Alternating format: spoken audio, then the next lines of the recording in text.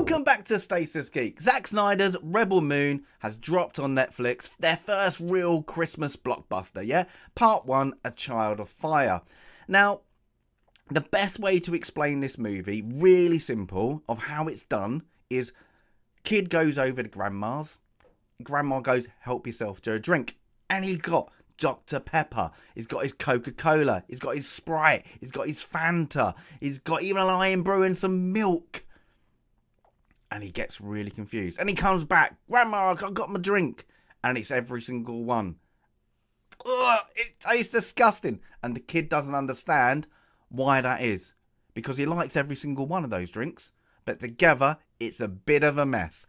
And that is it on this. Because there are so much concept in this, but we need it all. And why that is, I do not understand. Because Zack Snyder must have gone to 7 concept artists and gone, can I have this? You need to watch Star Wars. You need to watch Dune. You need to watch The Magnificent Seven. You need to watch Firefly. And you need to watch anything that Marvel's done in their phase 2. And then he's gone, okay, I can see what you've done. And they've gone, okay, you just got to pick one. And he goes, what's the budget? It's unlimited at the moment. Can I have it all? And he's picked everything, and it all looks great. That's the problem. This movie, it all looks really good. It should be epic, but it's just a bit of a mess. Now, if you go by the CGI guys, they've done a great job. They've had their kind of, this is what you need to do with the concept art, and they've nailed it because it looks great. The costume designers have nailed it. And then the plot fouls, because you have different stages of this. That is a mismanagement. Now, in the start, we get our hero, I suppose, gets introduced on a farmland. Now, the problem with the characters, before I start that, you can't remember their names, and there's a reason for that, and I'll get to it. So I'm just going to go by where they get found. Is get the village, yeah, and the village is kind of, let's go for what it is, supposed to be a Nordic Viking village in the middle of space. Okay, we can go past that. And then they have this dialogue that doesn't really fit a plot and doesn't move it on later. Then the main hero has 2 love interest, yeah? And then she gives a quick overview of why she's there from somebody else who rescued her from a ship. That's it. So she's not a local, let's call it that. You know, then the baddies come. And all this bit is literally Star Wars. It is Star Wars. You're like, okay, I could be watching Star Wars. If they land with stormtroopers, I've got Star Wars. Even how they exit and how it's shot is Star Wars. And that's the first concept art. It's like that. So then the baddies come. And they say, we need wheat or grain or whatever. Yeah. And they say, oh, we can't give you that much. You know, we haven't got that. And there's a bit of back and forth because the guy called the father of the village. And this is going to be heavy spoilers. He gets his head smashed in. Okay. Then because of a guy who's one of her love interests says, oh, we can give you wheat or grain or, you know, but we haven't need to work out numbers. So that happens. And then he goes, well, I'm going to take it all, you know, and he leaves, you know, the main baddie like we see in this. Then they leave. The only way I can explain it, and my accents might be off, but a group of South Africans. Yeah, fully armoured up. And it reminds me of District 9 or District 13? I can't remember what it is. And it just reminds me of that. I'm waiting for an alien to come. And then what they do, and it's the most interesting character next, is they have a droid or robot. Yeah, turns up, and it's part of the old Imperial guard, or like used to protect the monarchy. And when there was a fight and that monarch died, they all just stopped fighting. But it's quite interesting to have that. Then he gets kind of bullied by one of the soldiers that have been put on this planet to look after the village until, you know, they do their next harvest. And then he gets shot, and then he's got full armor on. Okay, so he's hard to beat. then it's a bit weird. Now, this is the bit where if I'd this up to here, you're quite engaged, but it's still a bit weird. It's going places, but I'm liking it. You know, liking the story. So he goes off and he gets told to come clean himself in the river. So he goes there and washes himself, the droid. And then one of the villagers comes over, the prettier villager, the young blonde villager, I suppose, and gives him a cloth. And she's very sympathetic to him. And then she makes him like the best way to call it, it's a flower daisy chain for his head, like a crown. And he puts it on. Yeah, that's okay. That's a bit, nice back and forth. He tells her about the story of, the king and queen. Very, very simple. But you kind of think, oh, okay, we're fitting them pieces. Now, remembering we've got the hero as well, who's a bit, knows everything, why they come in and all that, what we saw in the trailer.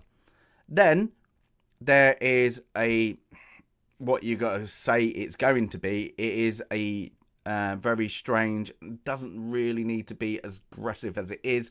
There's going to be a rape, with the villagers. So the South Africans, except for one of them, all want to, the words of the movie is split her open.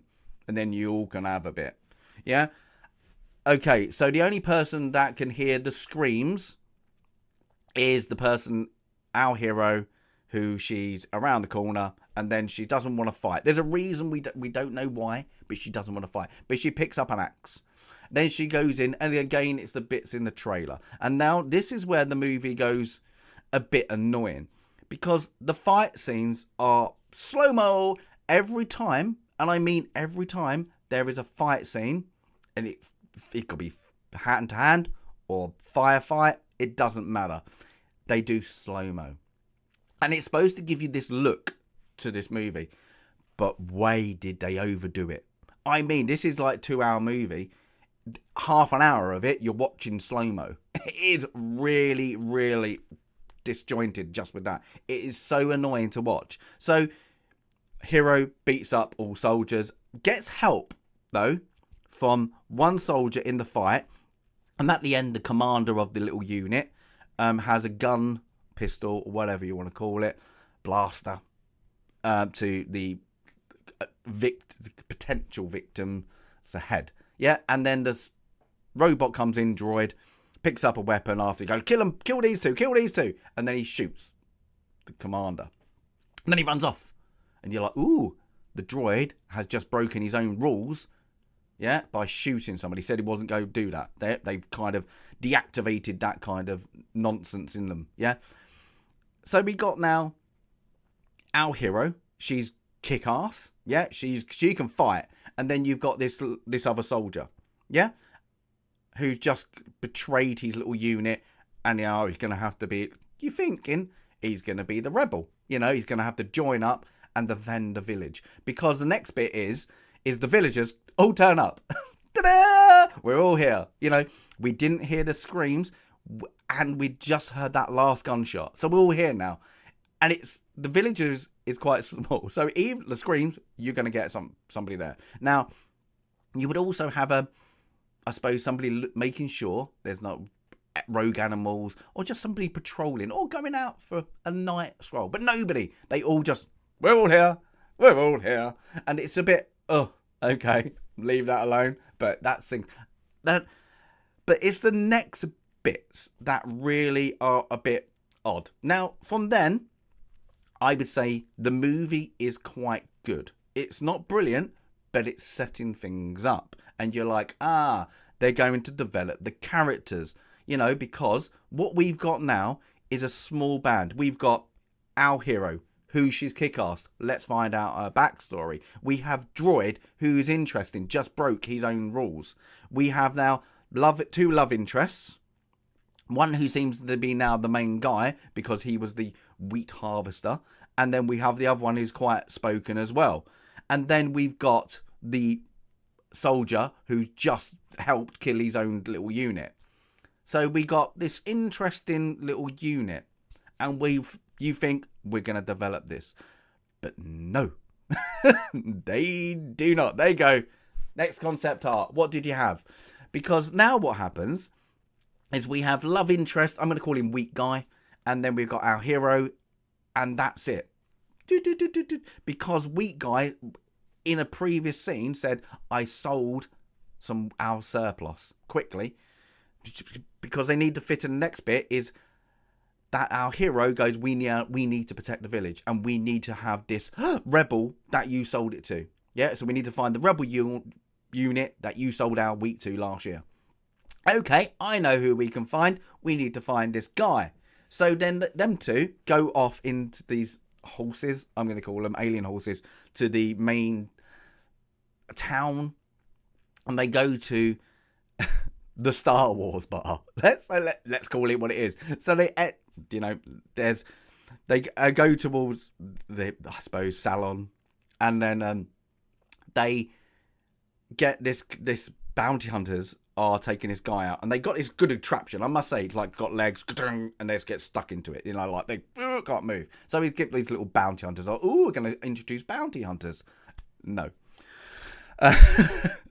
So the guy who's the harvest guy goes, okay, that's the guy we need to speak to. And they're like, oh, well, we can't do anything. Except for our hero goes, let's just go in. There must be somebody there.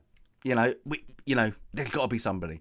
So they walk in and they literally do the Star Wars, tavern scene.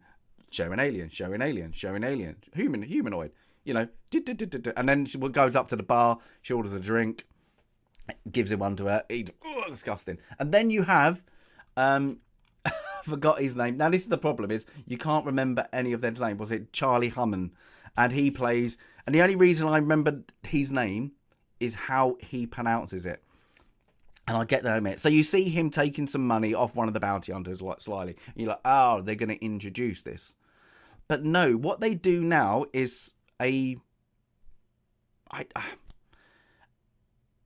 alien prostitution. Like, because this alien turns up and wants to have sex with the harvest guy. And he kind of says it to our hero, how much do you want? No. She beats him up. Go away. Okay, you think that's it. Then she just announces that she wants to find the rebels. Yeah, I need to find the resistance. And then they're like this alien thing who's got his tubes in a human. That's the only way you can explain it. Talks through that. And you're like, why are we seeing this? And then they have dialogue.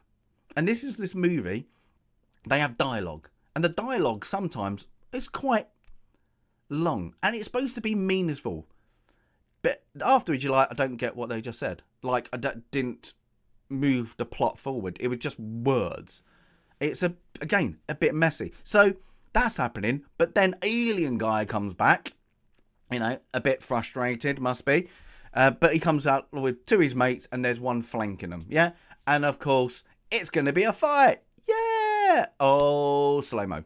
Slow-mo. It's like somebody watched Dredd and didn't realise when they do the slow-mo bits, it's because they're doing slow-mo. But this one is literally slow. It's just like, oh.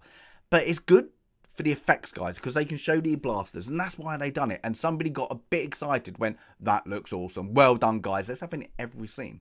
Every time we have a fight scene, we need this scene. So that happens. And then Charlie, I'm going to introduce his name in a minute, helps out, with the last blaster, and he kind of introduced himself, like, I overheard what you just said, kind of moment. And I will do the accent. I wish I could. Because he does, I'm like, a misinformed Irish accent. Now, the only way I can explain it, he thinks he's the lucky leprechaun. Because that's what he's doing. He's literally taking the mickey out of everyone in Ireland of, like, this accent. It's not an Irish accent. It's the lucky leprechaun accent. And even when he says his name is Kai. And he has to give away all the eyes. And you're like, wow. So it's off-putting because you're like, oh, is he going to start dancing in the moment? Literally, look at my lucky stars. And he's coming in Kai. And it's really weird. His accent's off. His accent is, yeah, it's no province or state in Ireland or Northern Ireland. It's just like, oh, you went full lucky leprechaun. So that's off-putting. But lucky enough, he's got a ship and he knows where they're going. They need to go. He knows somebody who once walked a dog who's their cousin once bought a penny sweet off. That's the plot. Yeah? So they go to planet number 1, let's call it. And there's a guy in chains who needs to do 200 cycles until he pays off his debt. And that's all you know. But he knows where the rebels are. Reasons? Because of reasons. And he's there. Now, if you like it, you're going to like it. Because this guy's ripped top off 99% of this movie now. So he has his top off. He's working away. He's fully built. He's giving that. He's done a couple of sit-ups. And then the guy who's the indentured, he's, I suppose, like the slave master, who's got him there. Now it says, I like to bet. If you want him, he can take you there, because that's what he says, is I want to bet. And the bet is, you got to tame this, I don't know what the animals got, a bird, massive bird, yeah, with a horse, looks like a horse bird, whatever they're called. And the guy, and our hero goes, can you do it? And he's like, yeah, I can do it. So they go and let him do it. Now, I have a problem with this scene because the guy lets it go. If he does this, if he tames this beast, rides it, he's free. But he has a skill. Yeah? When you see him, he's doing ironwork. So he has a good skill. So why would this guy in the middle of nowhere want to lose this guy for this? Yeah? This animal. So he tames it. It's quite fun. Again, when danger is about and he has to fly or jump or that, we have a slow-mo. Again, there is no need to it. There's even a bit, and great special effect guys, you did brilliant, because there's a scene when he gets hit off the into the stone brick or whatever, and he has to run on this platform, and the birds come in swooping up, so he has to jump to get back on it, and there's the sun, and there's that, and they have this great slow-mo moment, and it looks good, and it would have looked good if it was the only slow-mo moment of the film, and that was the epic. Oh, look what he done. That's, so he lands, yeah, and then he goes, you're free, yay, yeah, and he gets off, and they're like, you don't know who he is really, you just know he knows rebellion, but you get told later. So they do that, yeah, and then the beast turns on the slaver, I suppose you want to call him, and that's it. And then they go, well, where have we got to go? Well, I know somebody who knows somebody, so they go to this next planet. Reasons? Because reasons. We need a magnificent 7, because next is the next concept art, and this is the problem, because we've spent 5 minutes here, now we're next 5 minutes. Now this bit, I'm sure it's this bit. I might be out which bit to go, because this is where it gets really messy. We go to lady, who is the sword lady with the red lightsabers, let's call them like that, who's kick-ass. Why she's kick-ass? Because she's got backstory. Do we need to know that backstory? We don't need to know anything. That we just need to know she's kick-ass. Okay, I'm going to give that a try, because this is the best scene in the movie. And what it is there's this alien spider thing that used to be on this, it used to be her planet. There used to be all her babies and all that, and I'm guessing more of them, this planet. And humanoids, taking it over, and it looks like they're doing some mining. Yeah, but they polluted the atmosphere because of it. That is now affecting her to breed. So what she's doing is she's taken a child and had enough. I'm going to kill this child. Until when? Until something happens. And what happens is this kick-ass sword lady comes in and they have a brilliant fight scene. And it's really good. This is the best bit. Yeah, it's a really good fight scene. There's kind of rip-off some other things, but it's really well done. Like the scene. Yeah, best scene. Again, too many slow-mos, but not as much as some other ones. So that's why it's a good scene, because of the sword fighting in it, they couldn't really do so much slow-mo. So that happens. And then they go, with her about the rebellion, reasons why you should join us, because I'm going to be really loud. And that's it. This is the point now. The movie gets messy because our hero, villager, protecting my village, come along, I need you, is how she gets people to do it is now she, for some reason, she goes a bit shouty. Yeah? Gets a bit angry every time. Don't know why. Just because. Reasons because of reasons. Now, the next one. So now we need to get on to find another person. So we get to go on this other planet, and it's really messy how we get there. And then we get the guy, I'm just going to call it the guy out of Gladiator, I'm sure he is. He's sitting there, he's got his rugged beard, and he wants to die. Yeah? She calls him General something, and he's like, don't call me General, I'm really depressed. I killed my unit, I'm not fighting again, I should die. And you kind of like, okay, he's got really bad problems, yeah? And he just wants to be left alone, this is it. So she shouts at him and tells him to kind of like really badly, man up, do this, we need you. And then he just like, okay. And that's it. And it's reasons because we need that next person. So we're on 6 people now. So we're 1 away from our magnificent 7, really. So the next one is we need now to go to another planet. And this is where it gets so messy. So we're now on concept number 7. So now we go to this other planet. And I think it was called like Pollock. Or I kept finding it funny because it sounded like they were just saying bollocks. So we're going planet Bollocks. Yeah, and on planet Bollocks, there are this alien king. And our hero knows this alien king. Yeah, so she goes up to the alien king. Blah, blah, blah, we need your help.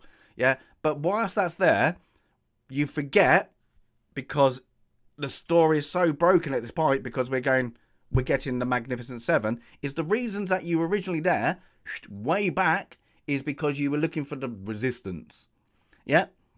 And then the resistance turns up because we now can contact them whilst we're on this planet. So they just turn up. Yeah? And it looks like a brother and sister duo are in head of it. And they've got these blue bands, you know, because that's what the resistance does. You know, and they go, we need you to come protect our village. There's going to be a dreadnought there. And this has got Colonel or whatever kind of things, and the sister goes, that's like we're just gonna commit suicide, it's a stupid fight, we're not gonna do it. And then the brother gives a speech, and it's this like, I'm gonna give this epic, you know, Braveheart speech, let's call it, like all about freedom, we've got to save, you know, the universe by doing this is why we are here. He gives his speech and it falls flat. It's got like the worst dialogue of like ever trying to up somebody up. So he looks at his rebel group and he's like, who's with me? And then the only people that come through must be the drags, because they are the drags of life, must be like, I'll help you. You know, so 5 comes off, and one's, I'm guessing, fancies him. Not too sure. It's a bit odd. So that's it. And then they all go. But then, on that point, Kay has like, oh, do you remember like my ship? And I've got like stuff here and supplies. And if I don't give her the supplies, I'm going to be in trouble. So can we go and drop them off? And they go, yay! Where is it? Just around the corner. Just literally happens. We're happily here. And that little platform, we're here. Now, this is where I was like, eye rolling. This is where it gets, this plot just falls really flat, because the next bit is they go there and it's nobody clocks on. Even our hero doesn't go even though we've seen it, and and not even her, Wheatman has seen it, is the same bounty hunters, because they got blue face, they're one kind of alien species for some reason, why, are on the platform getting delivered the same kind of box that we saw previously that had the big thing that clawed up and got him in the head and got that guy in the lock. So that happens. They all get kind of, he goes, oh, and betrays them. Okay, so the all boxes open and they gets all the main guys. So he gets our hero. he gets, let me explain it this way. So he gets them all. And because you can't remember their names, because I've been 2 minutes here, 2 minutes there, 2 minutes there, 2 minutes there. Yeah, and you're like, oh, who's who? Oh, we got. As soon as you want to know who's who, and you're interested on the character, new character, and it's really like new character, and it's like, oh, so it's really hard to track who's who because there's not a time to character build because you're on to your next character.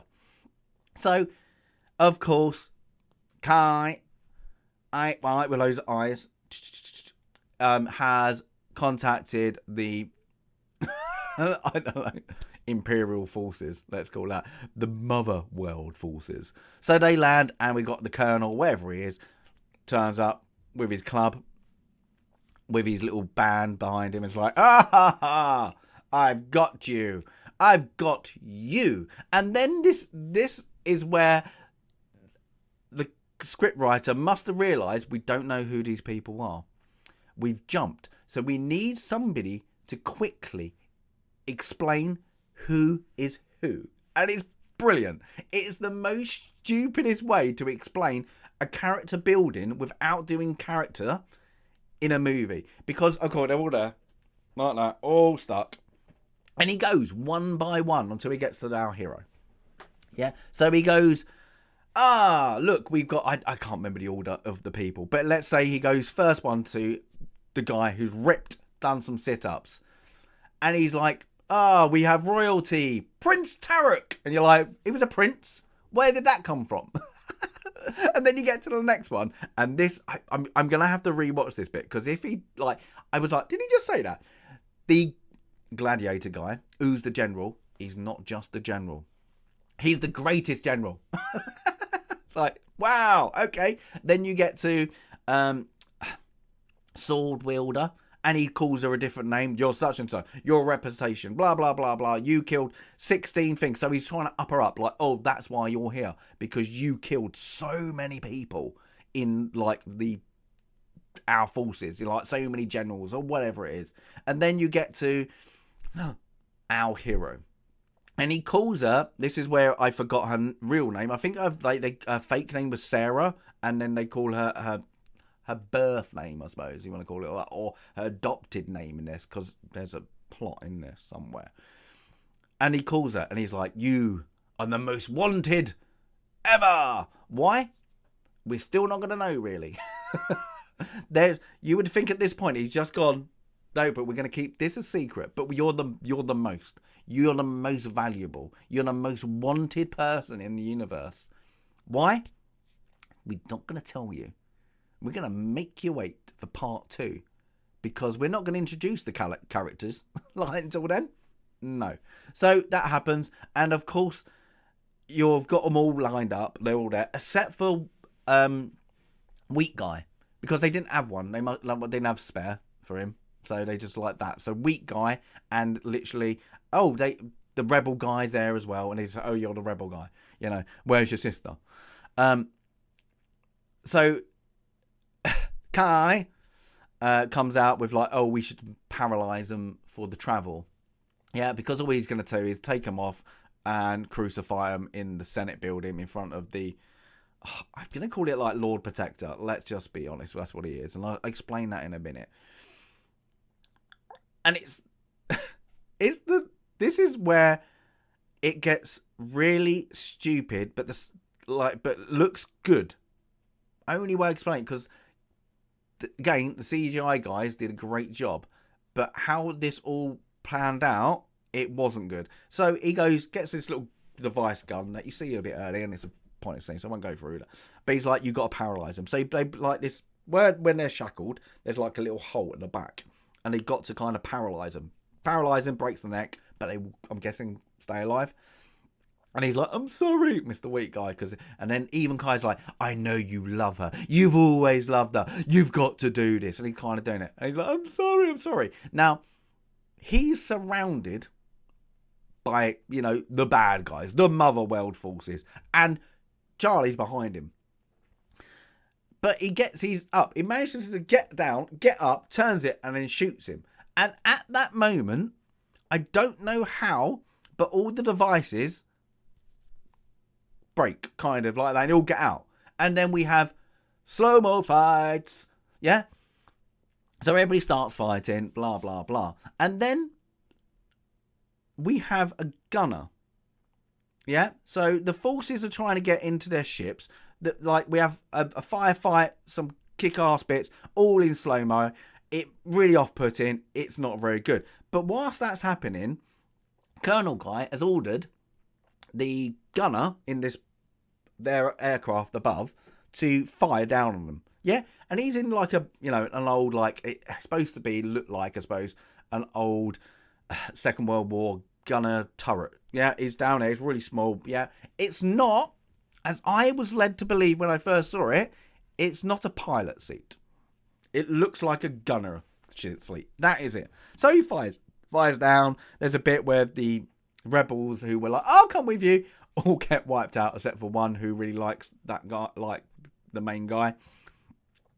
And then, of course, he gets really like, oh no, we've got to take out the gunner.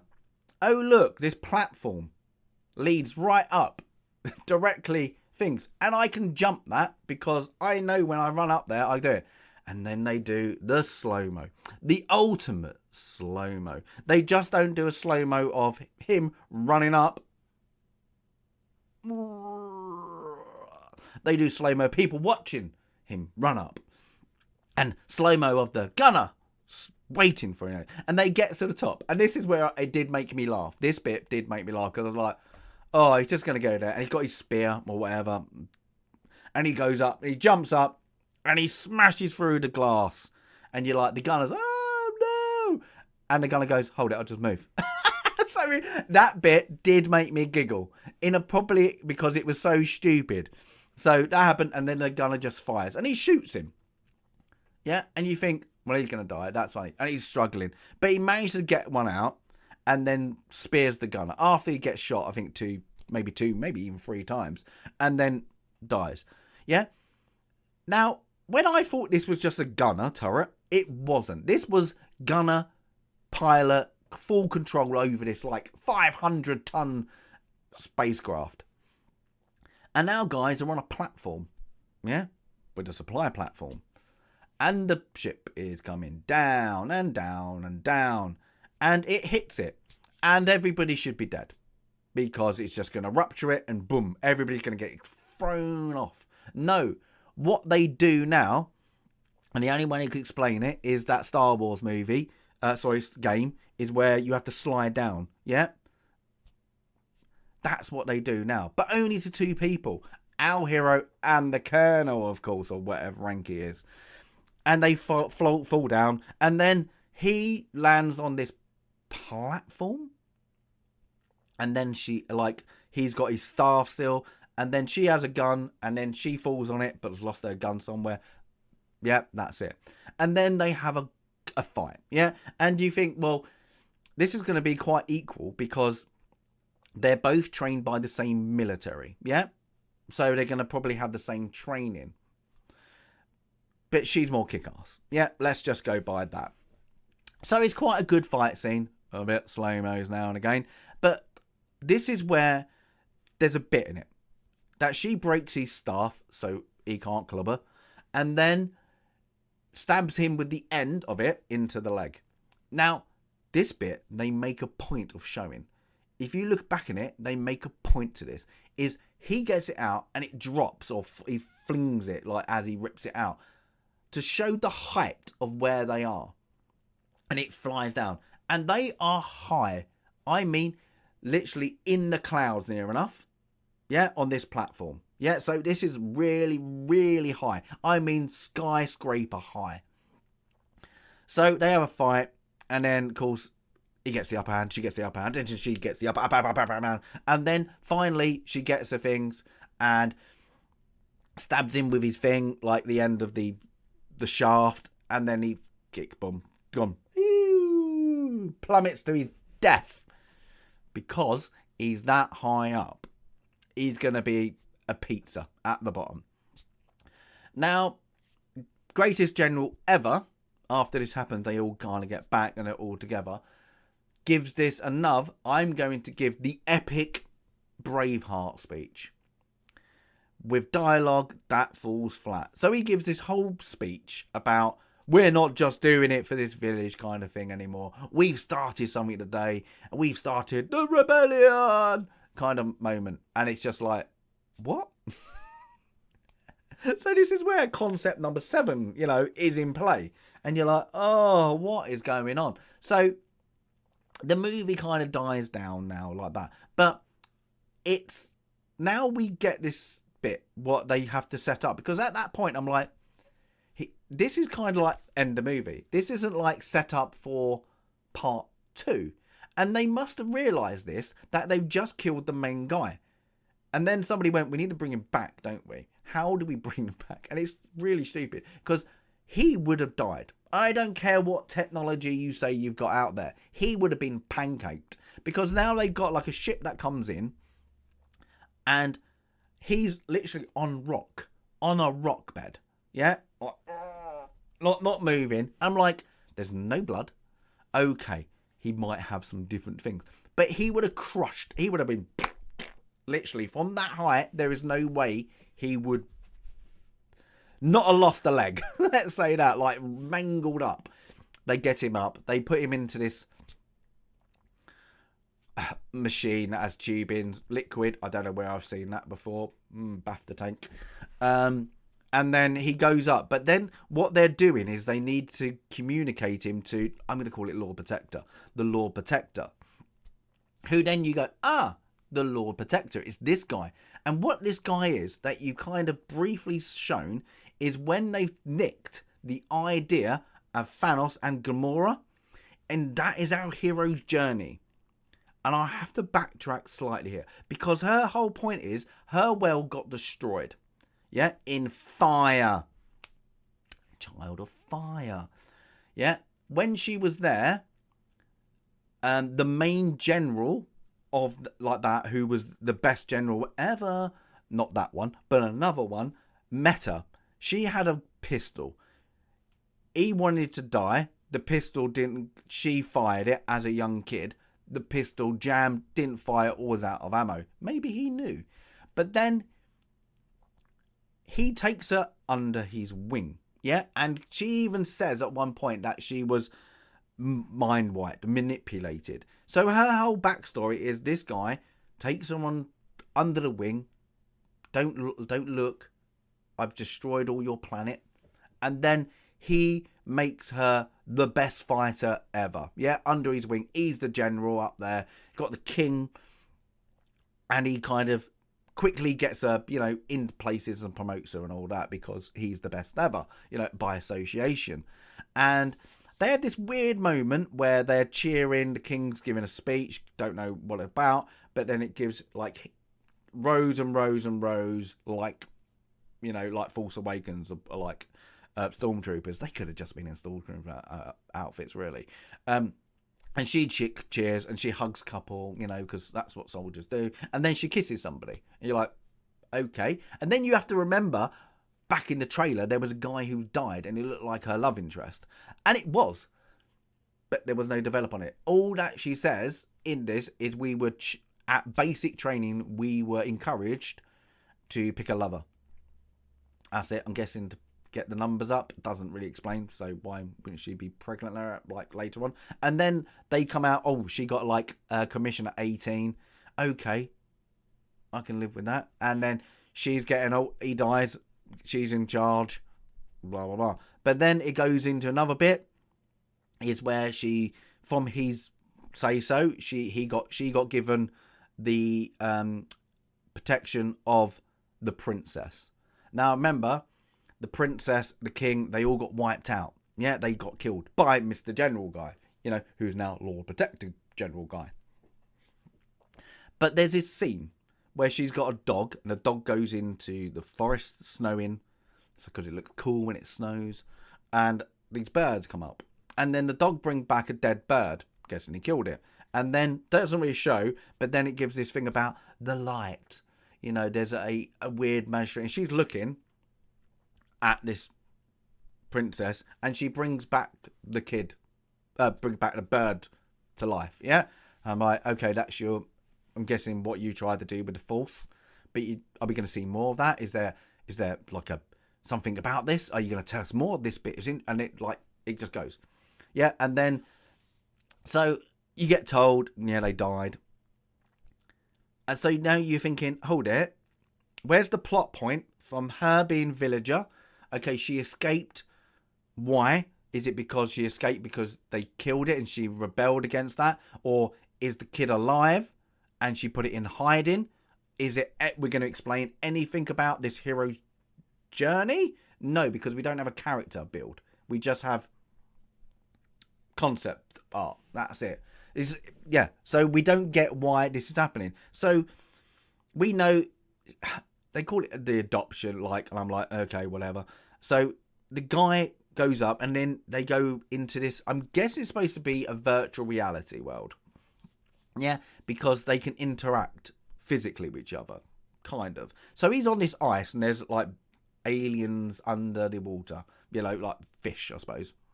And it's good. CGI, guys, you've done well. And he's there with his big cloak, oh, I'm cold, it's cold outside. And the other guy turns up with his full uniform, looking something like, 1914's Russian soldiers, I suppose, the best way to call it. And he's got this staff, and he hits the staff, and it glows blue. Woo, pretty blue. Turns around, hits the staff, blue. And he tells the colonel guy, I'm gonna kill her. I'll bring you her head. And he's like, you do not do that. I want her alive. I'm going to crucify her in front of the Senate. If you don't do that, you'll get crucified. And then smashes it. The ice breaks with the electric pulse, blue pulse.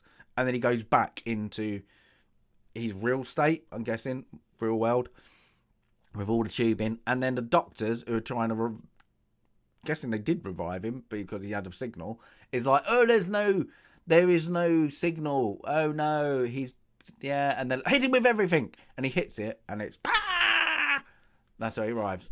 Let's wait for part 2. But how we got there and why did we get there just isn't development, because there is too much. Now, this is not a movie, and I mean that in the greatest way. This should have been a series. This seems to be written a series that got condensed into a movie, and it got condensed, and then they had to chop out the character building, because the first bit with the droid, I have to come back to the droid in a minute, is quite interesting, and that could have been, a 4 episodes, 40 minutes, 45 minutes, whatever, of that development, and then we're moving on. But because they've had to get into planet A, B, C, D to get the Magnificent Seven, it just leads you to go, who's that person? Oh, we're on that planet. Who's that person? Oh, we're that. And you forget how you got there. And that's the problem. You forget where you got you. You get introduced to a new character. As soon as you get, they're going to introduce a new character. How did we get there? And that's it. There's just no connection. So you forget everybody's name. You're like, who are they? And then that's why at the end they have to tell you, the greatest general such and such. But then you don't really care. You're like forgotten by then. You're like Wheat Man. That's it. And then they go back to the village, and I forgot this bit, and this is the funny bit, and I don't know why. So our droid that we haven't seen, and could have been interesting. They turn, and I can't remember if this was the end or the screaming bit was the end. And this is like the messy, and he's got like a staff, a spear, or whatever you want to call it, and he turns, and he's got horns. So he's killed like a deer, and he's like got this like, he's gone like, I'm guessing they're trying to say he's gone native. I don't know. So he's got like a crown, a flower crown with deer antlers, and you're like, what's going on there? He's a droid, he's a robot with feelings, because everybody has feelings, and it is bizarre. So yeah, it doesn't make sense. I think even if you watch it again, you'll introduce more plot holes. Now, this is going to be well received. Yeah, I mean viewer numbers, because it looked good on the trailer. I would like to see what part 2 does, because I think a lot of people will be like, it doesn't give me that cliffhanger. The cliffhanger is, I want my daughter back so I can crucify her. But there isn't that. There's no build-up. There's not like a rebellion build-up. There's not a resistance kind of infrastructure they see. They just go back to the village. So we got village there. We've got the same colonel who's now was looking, and now we've got to do it again.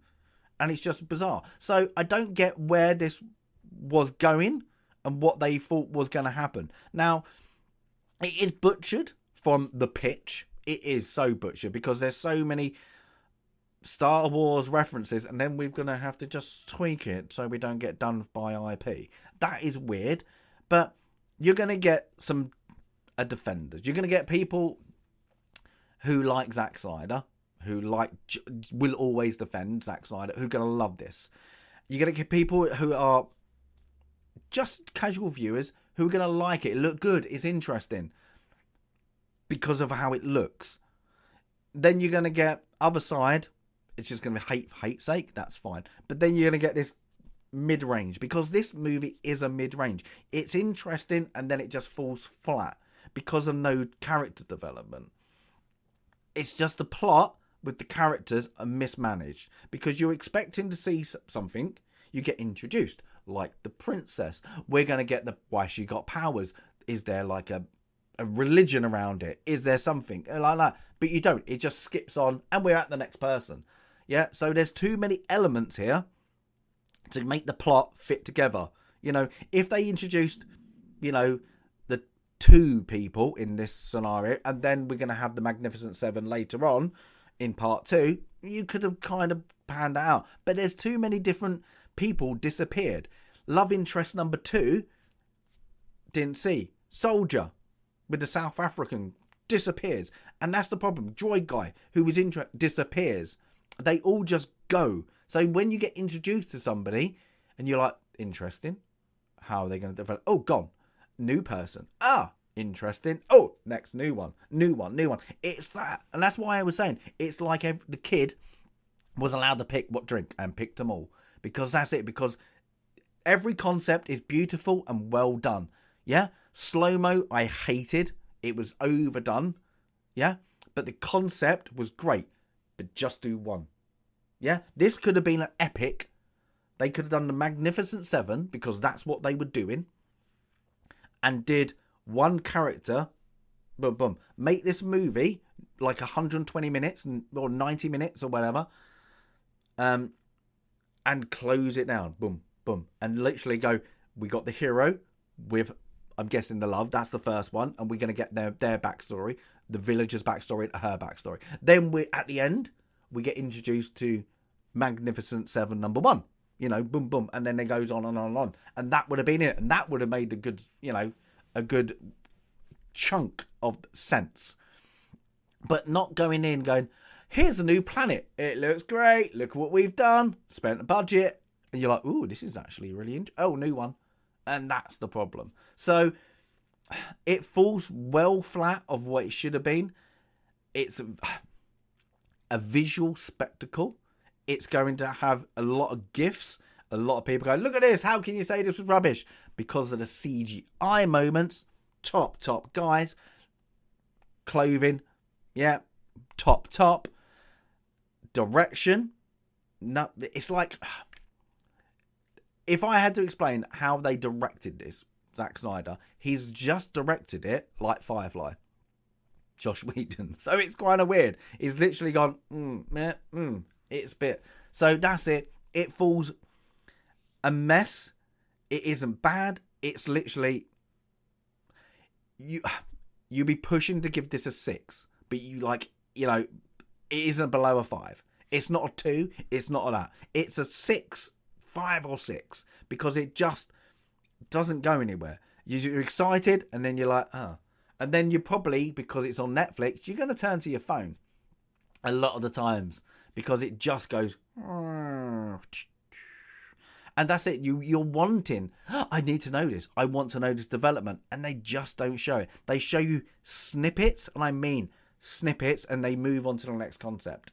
They move on to the next one, but that's it. And it's just, because like even when they introduce what is Prince Tarek, And you're like, okay, they're going to run with his story. They're going to run why he knows this. Why did he become a rebel? We're going to find this kind of interesting bit of like, how did he, you know, what did he do to like be a slave kind of thing, an indentured like that.